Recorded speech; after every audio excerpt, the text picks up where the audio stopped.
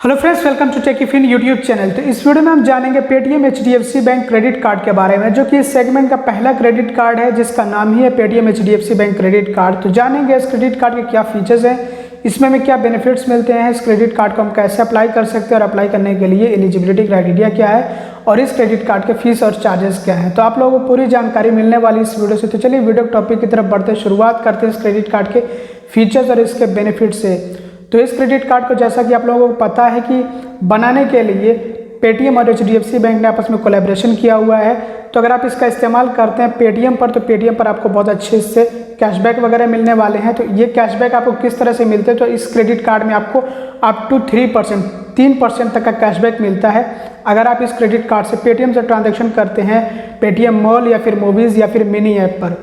तो इस तरह से आपको 3% कैशबैक दिया जाता है। इसके अलावा अगर आप पेटीएम पर कोई दूसरे ट्रांजैक्शंस करते हैं तो उसके लिए आपको 2% कैशबैक दिया जाएगा, और बाकी अगर आप कोई दूसरे ट्रांजैक्शंस करते हैं पेटीएम के अलावा तो उसके लिए आपको 1% कैशबैक दिया जाएगा। तो ऐसे में अगर आप इस क्रेडिट कार्ड का इस्तेमाल पेटीएम पर ना करके कहीं पर भी इस्तेमाल करते हैं तब भी आपको 1% कैशबैक मिलेगा।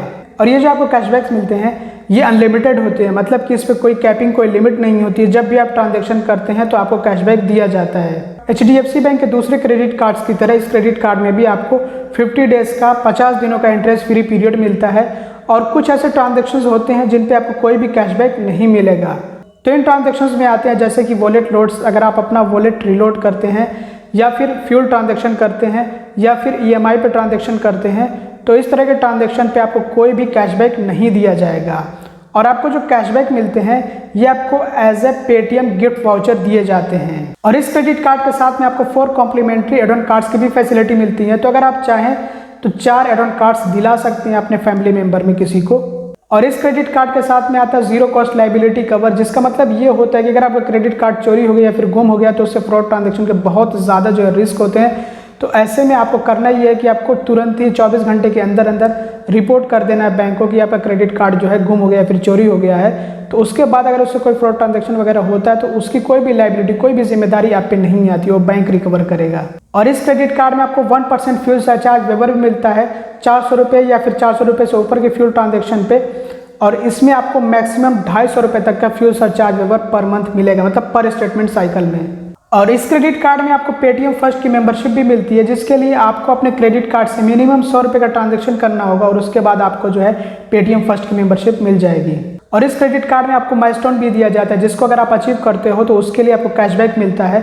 अगर आप इस क्रेडिट कार्ड से हर महीने 10,000 रुपये या फिर 10,000 से ज़्यादा स्पेंड कर देते हो, खर्च कर देते हो, तो फिर आपको जो है 100 रुपये का कैशबैक मिल जाता है। और इस तरह से अगर आप इसको कैलकुलेट करोगे हर महीने में अगर आप जो कैशबैक लेते हो तो आपको साल भर में 1200 रुपये का कैशबैक मिल जाएगा। और ये जो आपको 10,000 रुपये स्पेंड करने हैं इसमें ईएमआई का ट्रांजैक्शन नहीं होना चाहिए। ईएमआई ट्रांजैक्शन पे ये कैलकुलेट नहीं होता है, ईएमआई ट्रांजैक्शन पे ये एप्लीकेबल नहीं होता है। और इस क्रेडिट कार्ड की मेंबरशिप फ़ी एनुअली ना होकर के मंथली है, मतलब कि आपको हर महीने इस क्रेडिट कार्ड की फ़ी देनी होगी। लेकिन अगर आप इस क्रेडिट कार्ड से महीने में 5,000 रुपये या फिर 5,000 से ज़्यादा स्पेंड कर देते हैं तो जो इसकी मंथली मेंबरशिप फ़ी होती है वो माफ़ कर दी जाती है। लेकिन आपने जो स्पेंड किया है वो एक तो रिटेल स्पेंड होना चाहिए है और दूसरे ये कि उसमें ईएमआई ट्रांजैक्शन नहीं होना चाहिए है, अदरवाइज वो वैलिड नहीं होगा।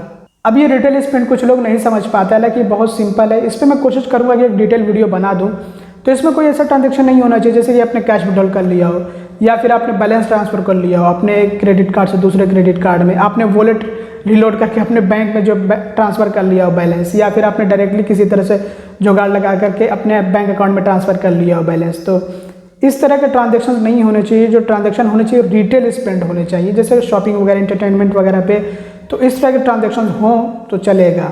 और जैसा कि आप लोग जानते हैं कि आजकल क्रेडिट कार्ड्स में कॉन्टैक्टलेस पेमेंट का फीचर मिलता है, तो इस क्रेडिट कार्ड में भी आपको ये फीचर मिलता है। अब बात कर लेते हैं कि इस क्रेडिट कार्ड को अप्लाई करने के लिए एलिजिबिलिटी क्राइटेरिया क्या और इस क्रेडिट कार्ड को हम कैसे अप्लाई कर सकते हैं। तो इस क्रेडिट कार्ड को अप्लाई करने के लिए एलिजिबिलिटी क्राइटेरिया ये है कि ये ऑफर बेस पे क्रेडिट कार्ड इशू किया जा रहा है। तो जिन लोगों को ऑफर होगा उनको मिल जाएगा, जिनको ऑफर नहीं होगा उनको परेशानी होगी। और वैसे अगर हम बात करें कि इस क्रेडिट कार्ड को हम कैसे अप्लाई कर सकते हैं, तो आपको अपना पेटीएम ऐप ओपन करना है। वहाँ पर अगर आपको जो है क्रेडिट कार्ड दिख रहा है और वहाँ पे आपको अप्लाई का ऑप्शन मिल रहा है तो आप अप्लाई कर सकते हैं। लेकिन ऐसा ज़रूरी नहीं है कि आप अप्लाई कर दें तो आपको क्रेडिट कार्ड मिल ही जाए। इसमें रिजेक्ट भी हो रहा है, बहुत से लोगों का रिजेक्ट हुआ है।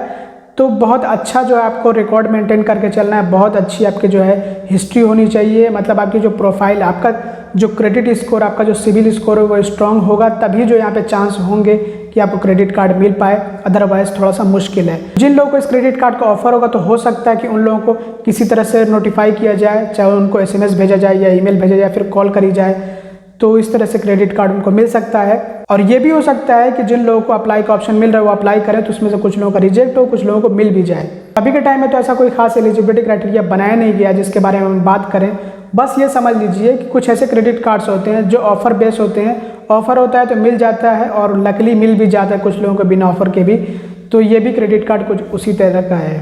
अब बात कर लेते हैं फीस और चार्जेस के बारे में। तो इस क्रेडिट कार्ड की मंथली जो फी है वो 49 रुपीज़ प्लस GST, 49 रुपये प्लस GST है। लेकिन अगर आप इस क्रेडिट कार्ड से महीने में 5,000 रुपये या फिर 5,000 से ज़्यादा स्पेंड कर देते हैं, जैसे मैंने पहले ही बताया था, तो फिर जो है जो मंथली फ़ी होती है वो माफ़ कर दी जाती है। इंटरेस्ट चार्ज के बारे में बात करें तो 3.6% पर मंथ है और 43.2% पर एनम है। कैश एडवांस चार्ज के बारे में बात करें, जिसको हम कैश विड्रॉल फी भी कहते हैं, तो 2.5% of the cash withdrawal amount, मतलब जितना हम पैसा निकालते हैं अपने क्रेडिट कार्ड से उसी के 2.5% हमसे लिया जाएगा, जिसमें कि कम से कम हमसे 500 रुपये चार्ज किया जाएगा। अब इसमें से जो भी अमाउंट ज़्यादा होगा वो हमसे चार्ज किया जाएगा। मान लीजिए कि अगर हमने जो है बहुत ज़्यादा जो है कैश विड्रॉल किया हुआ, उस पर अगर हम कैलकुलेट करें 2.5% और वो 500 रुपये से ज़्यादा हो रहा है, तो फिर वहाँ पे 2.5% हमसे लिया जाएगा। अदरवाइज़ कम से कम हमसे 500 रुपये तो लिया ही जाएगा अगर 2.5% 500 रुपये से कम आ रहा है। तो आगे भी इस तरह के कुछ एग्जाम्पल्स आएंगे तो समझ लीजिएगा जो मैंने अभी बताया है। लेट पेमेंट चार्जेस 100 रुपये से लेकर के 1300 रुपये तक हो सकते हैं, डिपेंड करता है कि जो आपका आउटस्टैंडिंग बैलेंस है वो कितना है। तो अलग अलग आउटस्टैंडिंग बैलेंस पे आपसे अलग अलग लेट पेमेंट चार्ज लिया जाएगा। आउटस्टैंडिंग बैलेंस को पेमेंट ड्यू भी कहा जाता है, जो हमने बकाया रखा हुआ है, जो हमने पेमेंट नहीं किया, क्रेडिट कार्ड का इस्तेमाल किया लेकिन पेमेंट नहीं किया है, तो उसी को कहते हैं आउटस्टैंडिंग बैलेंस या फिर payment due. Over limit charges 2.5% of the over limit amount है, जिसमें कि कम से कम हमसे 550 रुपये का चार्ज लिया जाएगा। 550 रुपीज़ चार्ज होगा कम से कम। पेमेंट रिटर्न होता है तो ऐसे में 2% ऑफ द पेमेंट अमाउंट हमसे चार्ज लिया जाएगा, जिसमें कि कम से कम 450 रुपये का हमसे चार्ज लिया जाएगा। 450 रुपीज़ का चार्ज होगा कम से कम। कैश प्रोसेसिंग फ़ी, अगर हम अपने क्रेडिट कार्ड के बिल का पेमेंट कैश मोड से करें, ब्रांच विजिट करके या फिर ATM पे विजिट करके और कैश डिपॉजिट करके करें, तो ऐसे में कैश प्रोसेसिंग फ़ी हमसे ली जाएगी, जिसमें 100 रुपये हमसे फ़ी ली जाएगी। Balance transfer processing charge 1% of the balance transfer amount है, जिसमें कि कम से कम हमें 250 रुपये का चार्ज देना होगा। ऑनलाइन रेलवे टिकट परचेज करने पे भी 1% का सरचार्ज लगता है। तो क्रेडिट कार्ड की जगह हम UPI का इस्तेमाल कर सकते हैं, जिसमें कि बहुत हमें आसानी भी होती है और वहाँ पे कोई चार्ज भी इस तरह का नहीं देना होता है। रीइश्यूएंस चार्ज 100 रुपये है। अगर हम अपने क्रेडिट कार्ड को रीइशू कराते हैं, जैसे कि हमारा क्रेडिट कार्ड डैमेज हो गया, फिर जो है कहीं गुम वगैरह हो गया, तो ऐसे में अगर हम रिप्लेस कराएं, रीइशू कराएं, तो उसका जो है 100 रुपये चार्ज होगा। Foreign currency transaction fee 3.5% of the transaction amount है।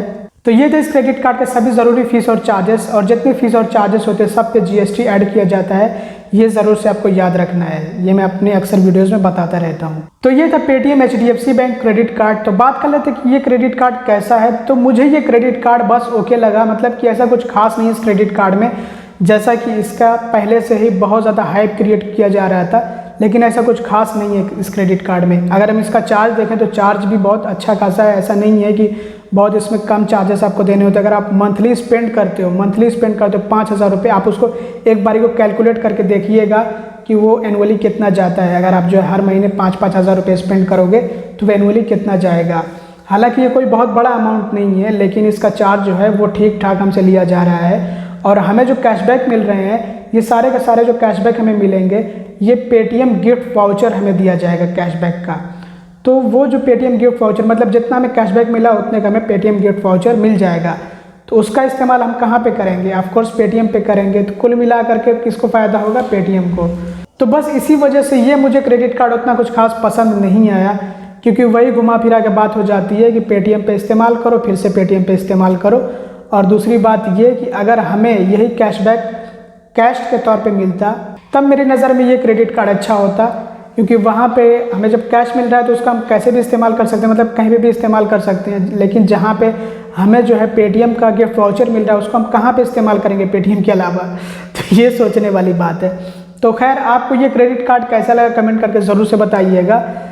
मुझे तो अगर ये क्रेडिट कार्ड लेना हो तो इसकी जगह पे मैं मिलेनिया क्रेडिट कार्ड प्रेफर करूँगा, वो मेरे लिए सही होगा। ये क्रेडिट कार्ड इतना कुछ खास है नहीं। अब बाकी जो 4 क्रेडिट कार्ड्स बच गए उनके बारे में भी हम जो है बारी बारी करके जानेंगे। तो इस वीडियो में बस इतना था। आई होप कि ये वीडियो आप लोगों के लिए इन्फॉर्मेटिव हेल्पफुल। अगर आपको वीडियो पसंद है तो जरूर उसको लाइक करेगा, चैनल को सब्सक्राइब ना किया हो तो सब्सक्राइब भी कर लीजिएगा और वीडियो को शेयर कर दीजिए। Thanks for watching, bye bye.